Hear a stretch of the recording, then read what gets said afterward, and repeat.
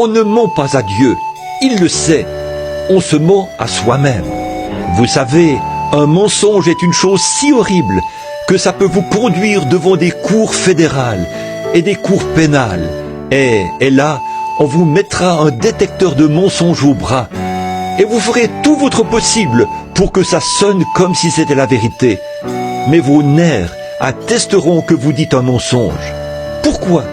Vous n'avez pas été fait pour mentir. Et si un détecteur de mensonges le sait, qu'en est-il de Dieu? Vous dites, mais frère, je suis baptiste, je suis presbytérien, je suis méthodiste.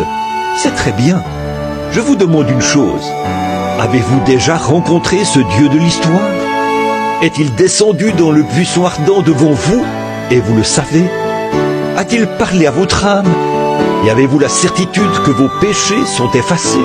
Si ce n'est pas le cas, ne prenez aucun risque.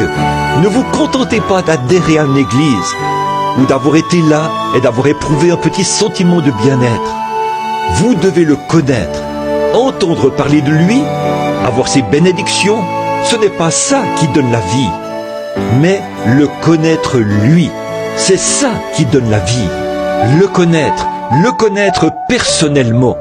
Le pronom personnel, le connaître.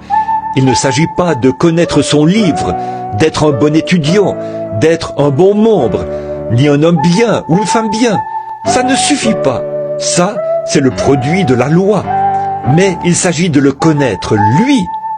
L'avez-vous rencontré? Le Dieu qui a parlé à Moïse dans le buisson ardent, vous est-il apparu? L'avez-vous entendu vous parler?